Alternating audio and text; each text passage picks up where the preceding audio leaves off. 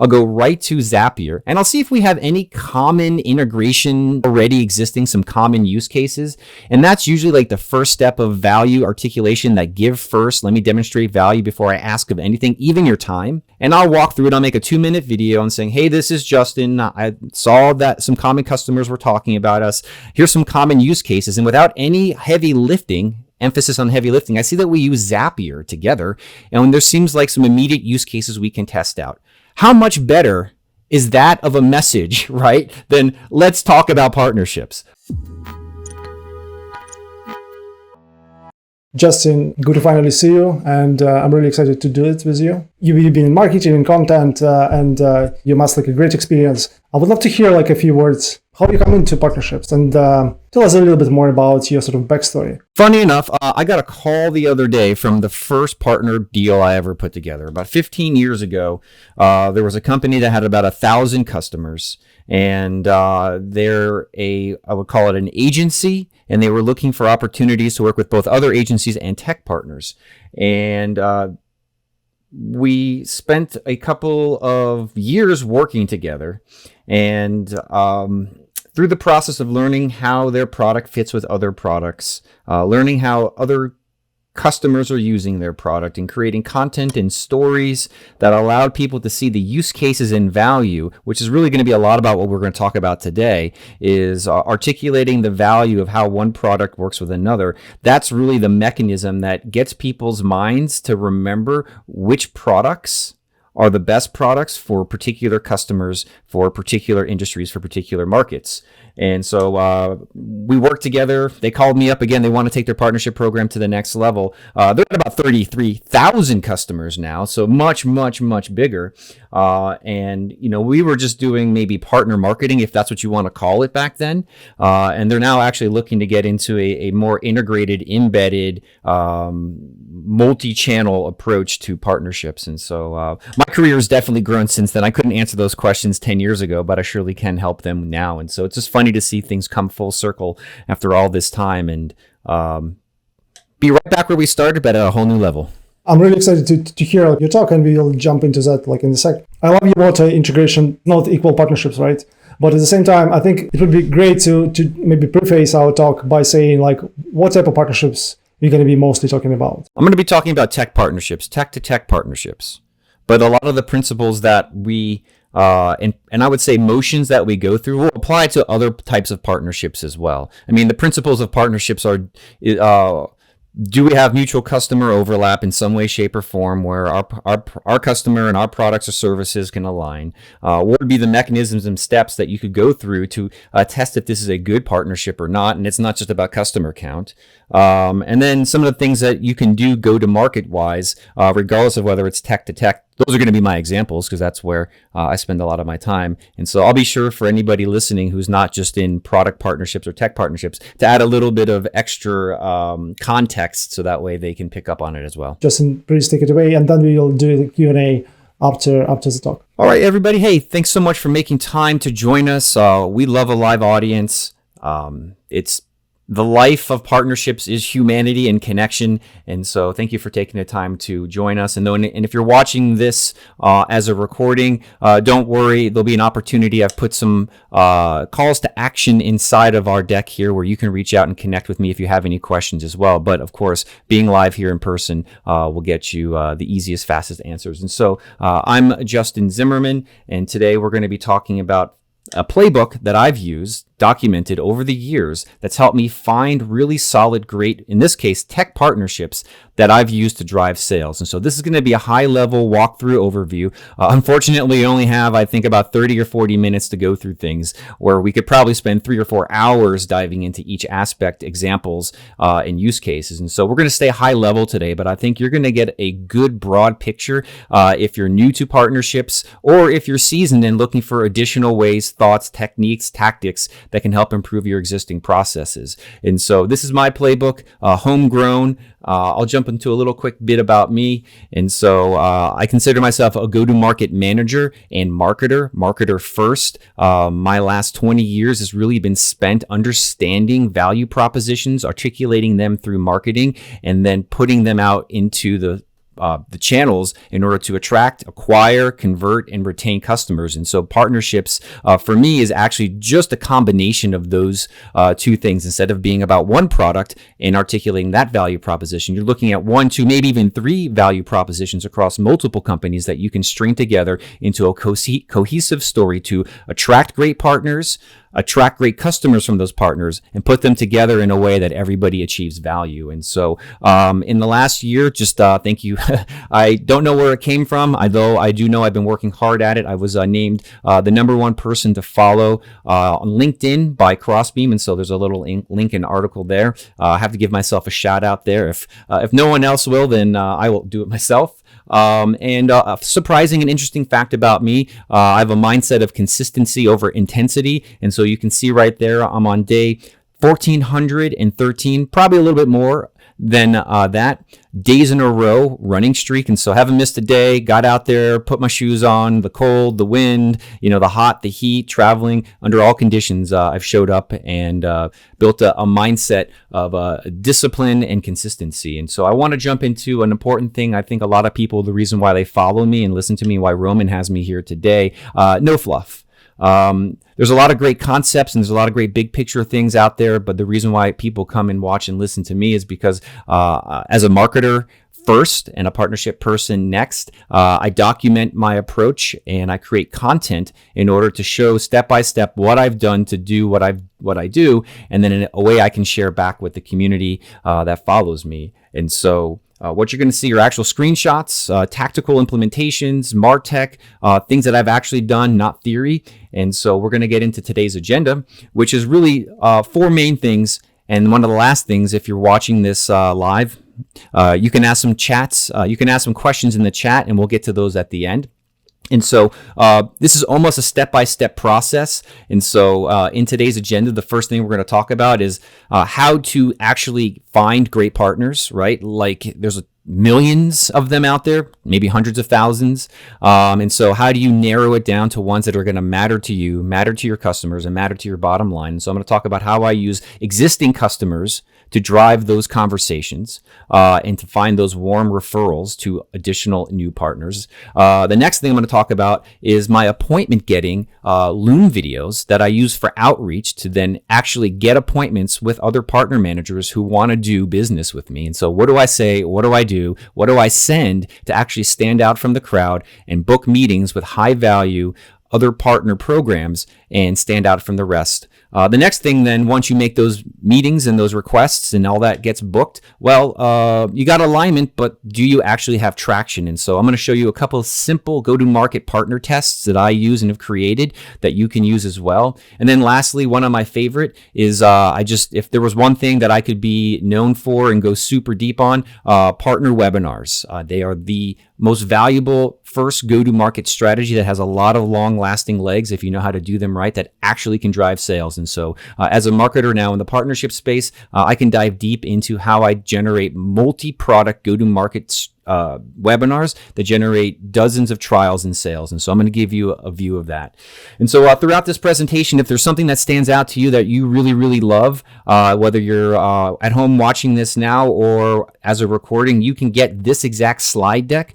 Just text me your email address to this number and then just put Justin #1 in it, and I'll know which slide deck to send you. So if you text 561-933-533 and then Justin1, you'll get a message response from me and I'll know to send you this slide deck. And so you'll see this little thing at the bottom throughout the presentation. Just wanted to cover that up front. All right. So the big idea, right? You want to attract great, amazing partners, and you want them to have fantastic overlap, fantastic alignment, and actually drive leads and sales. And so where I come from in my philosophy is that if you focus on what customers value, you'll find partners that you'll value. And so I'm going to give you an example of that throughout this, but keep that in mind. Go to customer before you go to market.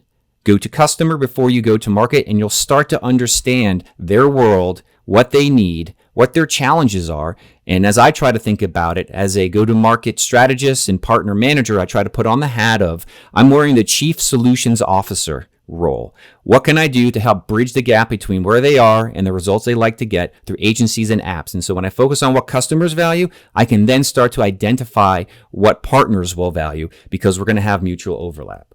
The first step in that process that I have implemented and used was going into my existing customer database to drive and get warm customer partner referrals. And so if you think about it, if you reverse engineer success from what matters to your customers, go to customer first, go to customer first, go to customer first, then go to market. Well, what does that first go to customer motion look like? I'm going to give you a couple of examples that I've used. And so I have another saying, and there's a whole conversation around this, and I'll save you the long explanation of it, but I call it ABT, ask, build, tell. You always want to ask, who is this for and why does it matter to you? Who is this for and why does it matter to you? And so you're going to see the word ask. Where can you ask customers what matters to them in their world? And so one of the first places that I've put an ask is you can ask at sign up. There's a couple of ways to do this. Whether you're signing up on a free trial, again, this is for tech partners, but this could also be for anybody that uses forms to capture leads. This will work for you too. And so this could be a drop-down menu of all the most common places that people tell you they heard you from. Or one of my favorites is to actually leave this blank and let people fill it in, because one of the things I noticed is that when people are able to write it in their own words, you're going to get a sense and feeling of who they're talking about. The categories will expose themselves, and you'll be able to have a clearer, richer understanding of how people hear about you. Because what often will come up is, I heard through a friend, or I heard through my rep, or Google told me, or a marketing group. And you'll get these like generalized explanations of where and how people found you. And in that is a conversation starter. And so what you can't see here, and I recommend doing, is I will connect a Zapier integration to these responses. And then when they say a friend, I'll say, hey, so-and-so, I saw you signed up and you mentioned you heard about us through a friend. Could you tell me what friend? Or you said a group, what group? Or you told me about a partner, which partner, right? Make it easy, but open to the person who's signing up, the customer, to tell you how they found you, and create one simple Zapier sequence with one simple email that goes out. And then from there, what you'll start to see is, oh, the rep over at ABC company, or, the owner of this particular named Facebook group. You'll be surprised by how responsive customers are when they get this simple response, and how many partners and opportunities and marketing places that you can then discover that you wouldn't know otherwise, because Google Analytics is not going to tell you what your customers are telling you, what your trial is going to tell you. And so one of the first places to reverse engineer success from customers who are going to help you discover great partners is immediately at sign up, when it's fresh in their mind and they're getting that referral, because they're in a world and an ecosystem that you aren't completely aware of, but you can be by asking them. The next place you can ask is, well, what's the next step in the sign-up process? Well, the onboarding emails. And so this is a real-life example from an email sequence that I built out at one of my last SaaS companies, where when someone signs up, when they sign up, you ask them in the PS, hey, curious, what are some of the most essential other apps and tools you use alongside us? And they'll respond with, and you can see here, we've got this insurance sales ninja quoter. We've got this leads view. We got this CRM and dialer that we use, and everything integrates into our dialer. And so you'll start to get a feeling of their ecosystem. And maybe these are already on your radar and they're just validating potential partners that you're already considering, or they're putting brand new opportunities that you can go off and reach out to, which I'm going to get to next, because again, this is giving you the who and the why, and then you're going to go into the what and the how in the next section where you reach out.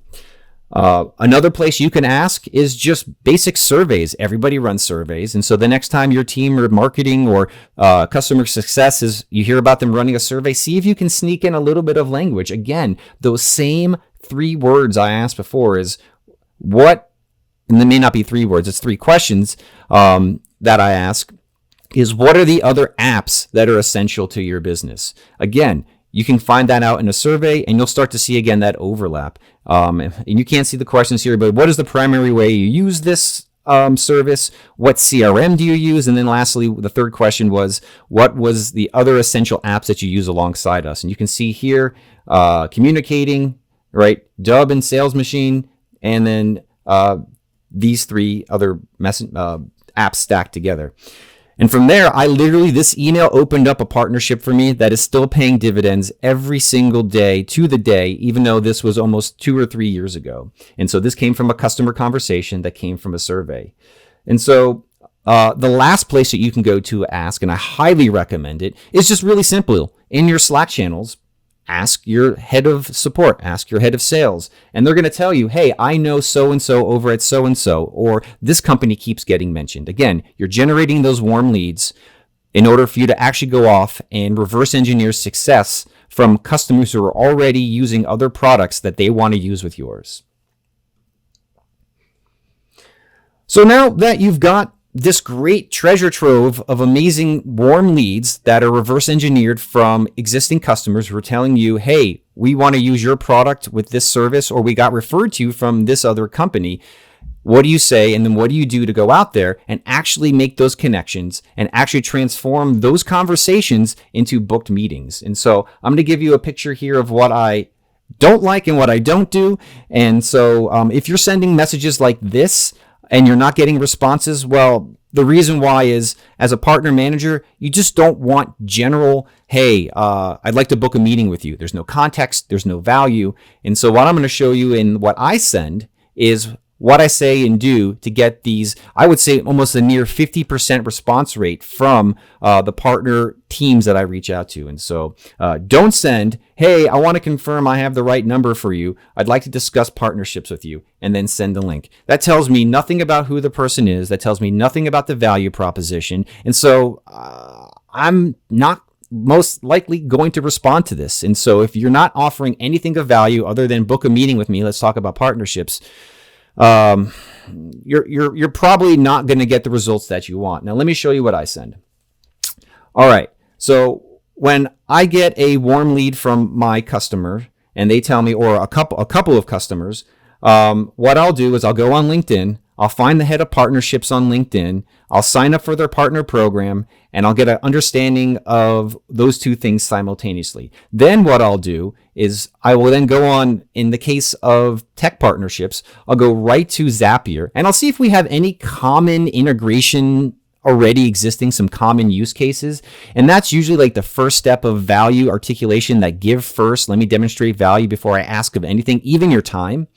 And so what I'll do is I'll make a Loom video, and for those of you who text me at this number here, there's a link to the Loom video you can watch yourself that's in the slide deck. And I'll walk through it. I'll make a 2-minute video and saying, hey, this is Justin. I saw that some common customers were talking about us. Here's some common use cases. And without any heavy lifting, emphasis on heavy lifting, I see that we use Zapier together, and there seems like some immediate use cases we can test out. How much better is that of a message, right? Then let's talk about partnerships. Would you like to get a message as a partner manager or channel manager or partner marketer from someone who's done some research, demonstrated use cases, shown up with a video, talked to previous customers? There's a reason why my responses are near 50%, while I'm sure this is somewhere near 0. And so, sometimes also, in addition to that LinkedIn message, I will also send them an email, because not everybody is on LinkedIn as much as I am. And so I do know most people are on email. And so I will also then go to that same person's profile. I use a tool called Apollo.io. They have a free, like 50 credits a month. Just like grab an email address from LinkedIn, and then boom, there you go. And then I'll send a similar message saying, hey, this is Justin. Just sent you this message on LinkedIn. Not sure if you see it all the time, but I thought you might be excited to kind of see this little 2-minute video I made of you on partnerships, and kind of reiterating that message. And so from there, I will get meetings, and we will talk about use cases, and we will start to build what could be the beginnings of an amazing partnership together. And so let's fast forward a little bit quickly here, and then let's say all those boxes are checked, right? Great use case, right? Plenty of customer overlap, a high degree of alignment around what their roadmap is, what our roadmap is, and what we want to try to accomplish in the next quarter or two. And so that's really just the first step, right? You don't actually have a partnership when you just have agreement on customer overlap. Because what you're going to discover, if you haven't already, and something that I repeat very consistently, is the best partners aren't the biggest partners. The best partners are going to be the most reactive, responsive partners, people who will show up and get their hands dirty in projects with you. And that's going to come down to the people on the other side. It has nothing really to do with the brand. It has to do with the incentives and the personality and willingness of the people. And so what you really need to test for is not just density of customer overlaps, but you need to test for willingness and responsiveness. And so that, for me, willingness and responsiveness of the teams and the resources in that company, as well as their customers. And so we're going to cover those two things right now. All right, so test number one.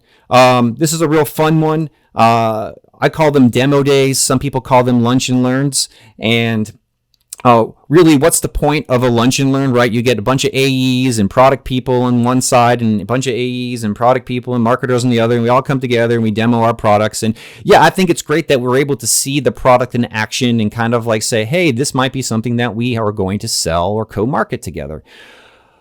And I think that's good. But one thing I discovered, and that it can be added to that as a value to doing these demo days, and just like in many webinars that I do, is that if you treat it like a marketing experiment, right, you are actually, when it's your turn to go and do the demo, who's ever leading that, they should be thinking like, I'm trying to activate this group of people that are watching right now to some form of action, right? Why are you even spending time together? Is it just to watch a movie of somebody else's product? Or are you actually trying to engage with them and see if they're going to be responsive? And so one of the things I try to do in my demo days is put together the highest, most valuable level features.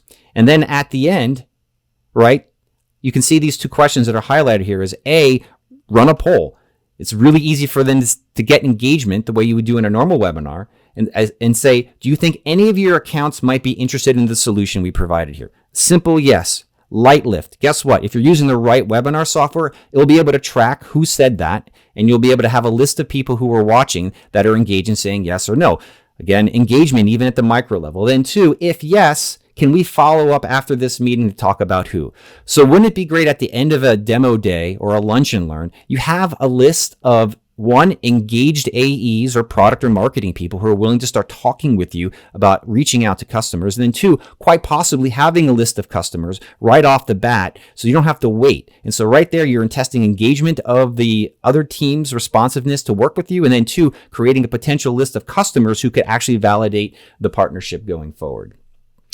Another thing that I love doing, and I want to do more of these, and it's not applicable in every environment, but I call them offer splinter tests. And so a lot of companies, especially in the tech space, have slices of their product that are free and testable, but they're sometimes just bundled and buried inside of the main offer, when the reality is that if you could pull that splinter out, turn that into a specific offer, and give your partner one lens of value to help position that as an initial offer, it would be a great opportunity to test out, well, we've got this in this case on the left here, one of my clients, a woodpecker, in the email marketing space, in the email sales space, an important aspect that every single prospector needs to have in place is a good warmed up domain and email.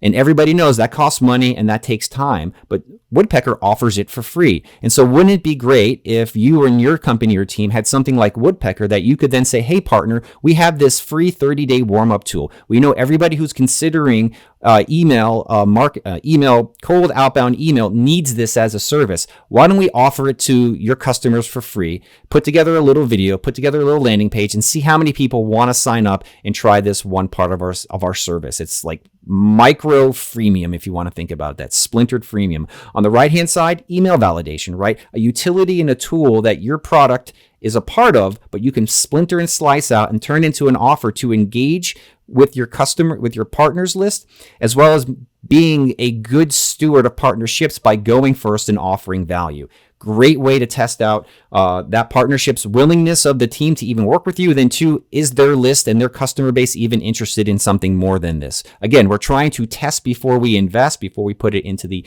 integration, before we put it into a big, huge marketing campaign and go to market webinar. And then lastly, for testing out things, one of the things I like to do is, what are the top 10 customer account intros? You know, Again, it's the same but similar but different way of approaching this. You go inside of Reveal or Crossbeam, whatever account mapping tool, and you meet with a couple of the AEs on both sides. It's like a mini demo day with the top 2 or 3 AEs, and you try to see, hey, can we trade baseball cards here? Do you have 3 to 10 like great intros that you can make, 3 to 10 great intros and make? And one of the things to really think about here is this is maybe not necessarily about making sales. This might actually be about asking your potential partners' customers what they need, what's missing, and doing almost product market research with their customers to find out how well is this solution that you're going to offer applicable to the broader set of customers and accounts in theirs. And so it could just be an intelligence exercise. It doesn't have to be about sales. Again, you're trying to test before you invest. Hey, you know what? Maybe they love the product right away and they want 50 accounts and everybody's happy, and you talk through the use cases as well, and it builds from there. But it doesn't have to necessarily be about dollar bills exchanging hands as a mechanism of validation. All right, guys. Well, we're coming close to the end here, and so we've done our reverse engineering on who might be great potential partners, because our customers have told us these are the apps and services and places and environments that matter most to them. You reverse engineered that, and now you've created great outreach and videos that then get you engaged with potential partners and their teams. You've set up those demo days. You've done your testing. You've got great validation, right? And now you're ready to go to market. And so one of the best ways to go to market, in addition to obviously launching the API, which Roman and I talked about before, is integrations are not partnerships. Just because you build the integration and you connect the 2 apps, you're not going to get a flood. Everybody expects a flood of customers. We launch the integration, but oftentimes, unless there's very specific circumstances, you get a trickle, if nothing, and you really need to have actively managed partnerships with a partner manager and a partner marketer working together to actually, I would say, articulate the value of how these tools work together. And so for me, again, partnership webinars are the best ways to help bring that value to market. And so I'm going to show you very quickly the approach and setup that I've used. This is last week already, where I think we almost put 400 people across multiple companies on a webinar, and we generated dozens of trials and demos for each one of the participating partners. And so this is a multi-partner strategy that I've used. But before you can get to the results, well, you got to do some planning. And one of the biggest missteps and one of the biggest challenges in doing a multi-partner webinar to get the results is you just have to have really, really clear and simple planning. And so just right off the bat, what I would do if you're thinking about putting together your next partner webinar is plan for at least 6 weeks, have a 2-week planning process or 2-week sprint, a 2-week production phase, and then finally a 2-week promotion phase. And make sure that you put this in your calendar in a broad bar across the whole way, so that way you're just clear on what's being done, as well as adding all the important stakeholders, so that way it's on their calendar too. So then once you get the big high level, right, it's on everybody's calendar, the next most important part is getting into the nitty gritty, right? In order to get traction across your team and their team and possibly another company, you have to actually walk through and audit each other's sales and marketing funnel. And so you can see here just a simple example that I've used is you have all the mediums and all the places that are potentially available as marketing inventory. So they have solo emails. Do they have an SMS list? Do they have a Facebook group? Do they have a Twitter group? Do they have a company LinkedIn? Are there any personal people with great following on LinkedIn, right? That's this one.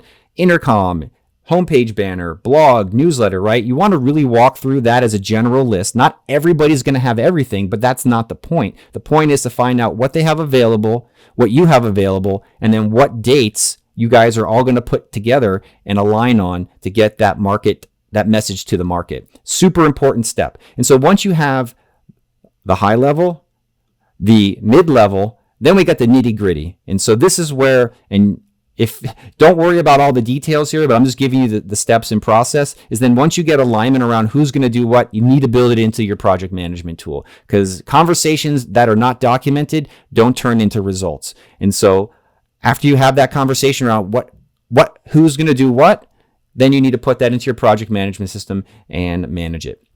All right, we're going to take a step up now. And for the remaining time we have available, I'm going to walk you through the results of what we just talked about. And so from my partner webinars, one thing I strongly recommend is to think about your webinars as a workshop. A workshop is designed to activate and engage customers on both sides to get better results using both products. And so one of the things I try to focus on is, you can probably see here, it says look over our shoulders to see step by step. What you want to be able to do is walk people through, like I'm doing right now, an overview of how they can get results with your products together. And so the first step in activating them is actually using language that has activation built into it. Use the word workshop. Who is registering for this workshop? It's not a webinar. Again, it's not a movie that they're signing up to watch of your product. It is a workshop they're going to engage, because engage customers buy. People who are watching a movie, they're eating popcorn and they're not hitting, the engage button to buy the next service and upsell. One thing I add in here is a second step to the process for personalization. We don't have to go into that too much, but don't be afraid to add a second step to collect more information. 80% of the people who you put this in front of are going to convert and give you more data to help lead score your leads to share with your partners. And so this is an important step on segmenting and lead scoring the leads who sign up for you and your partners. And then lastly, this is one of my biggest secrets here. And so you can actually start to generate leads and sales for you and your partners by just simply putting some sort of call to action and free trial on the landing page, not forcing them to wait 2 weeks to actually join the webinar, watch the webinar, and then finally get the offer. Move that offer forward in time. This is one of my biggest gives that people get. And then lastly here, when you're actually structuring the webinar, when you go through your different steps and stages, one thing I highly recommend is at the end of every section that you walk through, have a call to action, right? And so in this one right here, we talked about the process of warming up your domain. And so the call to action here is go inside, click this button, and add warm up. In this section here, here's how to connect your account to the application. Simple stuff, right? You show them all the results and then you show them how to get them. And then lastly, another activation is go download this Chrome extension, because you've demonstrated in each one of the sections an approach that's going to deliver them value. And at the end, that call to action sequentially through that actually starts to onboard them, starts to engage them and getting them to use your products. And so I have a whole webinar I did on this. And so if you'd like to see the actual deck that a lot of these slides are based on, again, text me at this number, Justin1. And then if you put your email address in it, I'll make sure you get not only the deck that you're watching right now, but the deck of my partner webinar template that accompanies all this. And so that is about the biggest, fastest walkthrough of everything I've done in the last 10 years for everybody who's had a chance to watch this. And so if you're live with us right now, we're going to jump into questions. And if you're watching this as a recording, feel free to text me at this number as well. And as you watch and learn, I'll be happy to receive and respond to them. That was fantastic, and no fluff at all, right? It's very specific, and I learned a lot of myself. Let me just ask Jonathan a question straight away. And so he's asking what are you using for the background of the Loom video that you're sending? Part of our job as partner people, and depending on your role, is prospecting, right? You got to find people who will want to talk to you. And one of the best ways to do is to personalize it. So what I'll do is I will go to that person's Zapier page. If you're in tech partners, most companies are on Zapier in some way, shape, or form. And I will just simply go and you can create a test Zap. And so I'll start with theirs, and I'll be on the screen, and I'll do a screen recording on Loom saying, if this is the trigger, boop, and then this is the result with my product. And I'll just do a simple, hey, I discovered that we have, when we launch this trigger with your app and we fire this action off with ours, oh my God, look at all the possibilities. And so the background I tend to use for those Looms in tech, in tech-to-tech partnership outreach will be Zapier. But that might be different for you, right? And so you want to kind of just think, if it's different for you, well, what's the context that can help you demonstrate? What's the page that can help you demonstrate a better together story? Thank you so much. So let me just talk you back what I understood, and then I would love you to maybe like elaborate or correct me where I'm sort of missing something. So you try to get like nuggets of knowledge. What are the tools that your customers are using, right? Through like getting their feedback in different ways, sort of like in sign-up process and elsewhere, and then you would go talk with those partners saying, hey, we already have these clients who already use both of the products, so integration would make a lot of sense for us. And we have this client customer list as well, so who might also join your customer base, and probably the other way around as well. And then up to that, you would facilitate integration, and then integration is not partnership, like you mentioned, and I think it's brilliant. This is something that I see in myself actually a lot, is that companies do integrate, and then they expect like sort of something happen, and typically it's not the case, right? So you need to actually build or expend a lot of time and build momentum to make this integration work, and sort of your webinar framework sort of helps. You got it. It's like, would you rather answer a call or set up a meeting with someone who has customers raising their hands saying, hey, we're getting value out of these two things? Or would you respond and take a call from somebody who's just, saying, hey, I like your product or service, let's talk? And so I try to come from, again, like that first slide, or one of the first slides are, when you focus on customer value, you can then work with partners that you'll value. And it'll be reciprocal as well, because it's kind of the same story. It's just you're going first and bringing this approach to them. Another thing that I found like very insightful is about splinter testing, effectively like micro free, or like I love it. Do you think it's something that kind of many companies can implement, or is it something that is sort of rare? Two answers to that question. So you can splinter on two dimensions. You can splinter on product and you can splinter on price. And so if you splinter on product, then you really do need to have some sort of like functional utility that you can say, hey, and this might even be just generally part of your marketing and go-to-market strategy in general, regardless of whether it's a partner-based market strategy. You really should be thinking in terms of what's some utility that I can move the free line that's going to attract people to engage with my product at some freemium level, if we're talking about tech partnerships, right? And then that just becomes, a special branded landing page with the partner's name on it, that then you're just, from a marketing perspective, that partner is now just a new lead source for that particular entry point, that conversion point for your product. And that's the way you should be thinking about it is, what's the free offer that's going to get people, it's not just ebooks and lead magnets that you can offer the market and your partners to your customers, but actually utility and free software that help them get work done.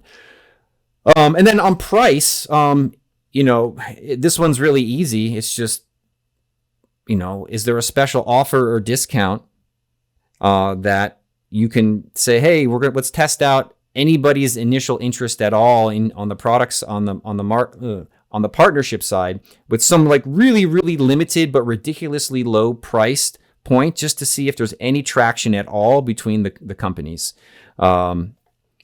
Typically I could see that, or what needs to happen though, there needs to be some recognition of you can't put a price in front of somebody, even making it close to zero, and have people value it at all if they don't understand the context of what problem that product's going to solve. And so you have to really look at that, because you can't just drop your price and then say, hey, they're not biting. Like there might be something missing in that as well. And so that's the other dimension. We just covered tech partnerships, and you have background in marketing, so you probably understand the entire range, right? Sort of sales somewhere in the middle between marketing and technology. I'm wondering like how your framework could be applicable for different type of partnerships, not technology partnerships, right? How do you adjust it for like marketing partnerships or like sales partnerships? What you're really just doing is shifting the audience that you're trying to influence to action.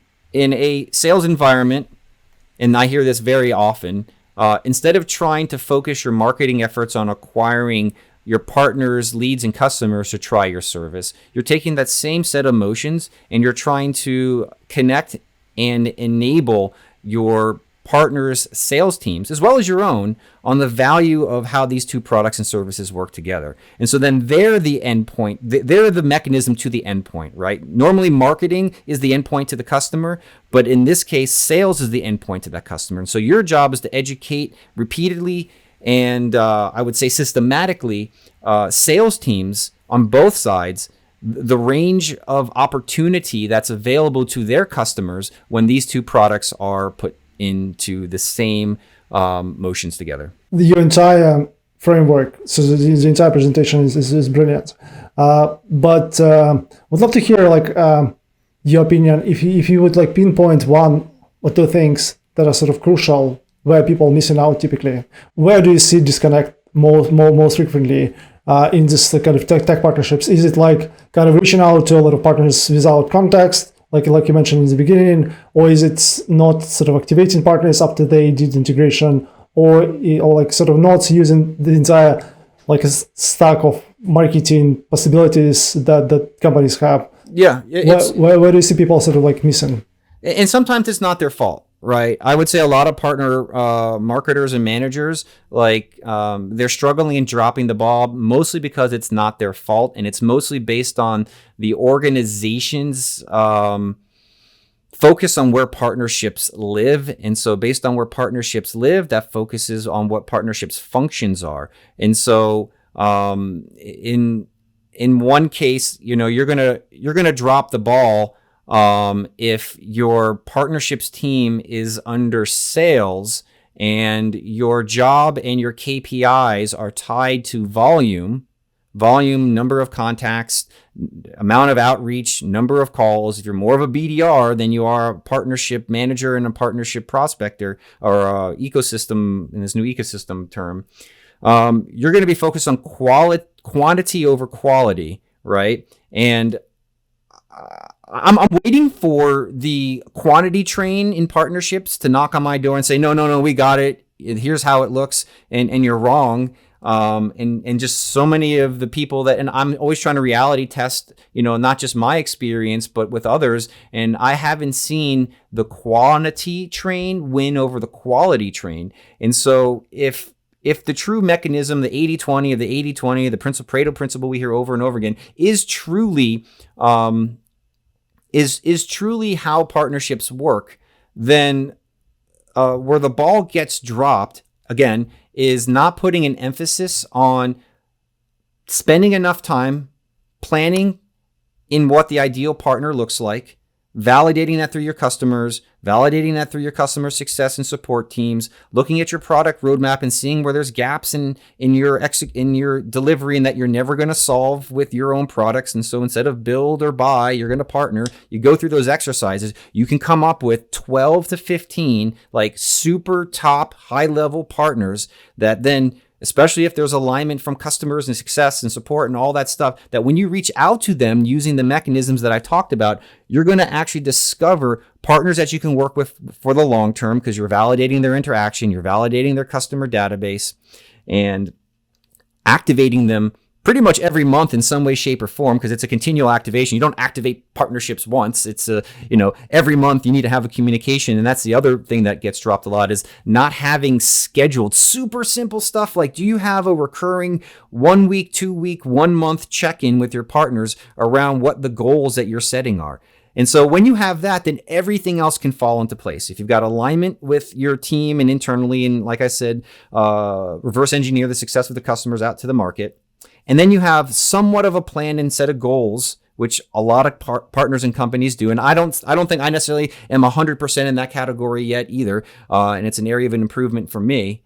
And then where I am super strong is, and it makes up for that lack of super defined planning, is that I have rigorous, regular, recurring meetings with my top partners at least once every 2 weeks, at least. So that way, when we meet, we can talk about what's next. And so even though if we don't have a long-term plan, we're iterating bi-weekly on a sprint towards hitting goals together. And for me, those are really the three main things that I don't see a lot of, that I get asked a lot about, and that I implement and I see generate results and success for me. That was actually very golden sort of nuggets.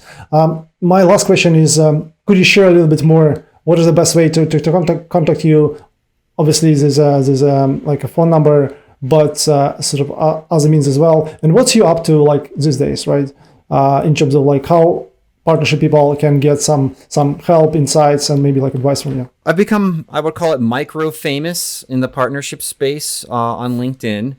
So type in Justin Zim in LinkedIn and you'll hear or see something from me. And from there, I write about these types of topics. I share my playbooks there. I have been setting up at least once a month a session similar to this for my audience at partnerplaybooks.com. And then once a month, I either share new levels of understanding on my existing playbooks, or in this case, we're doing a channel manager's playbook, and I'm bringing on some people who have expertise in an area that I don't, that I want to learn from. So I thought, well, if I want to learn about it, why not invite my community of people who follow to come learn along with me? And so we'll be doing things like that. And so, if you go to partnerplaybooks.com, you'll fill out some questions about who you are, what you're looking for, where you are in your state of business, what type of business you're in. That'll give me some understanding and insight into how new pieces of content and playbooks I should create.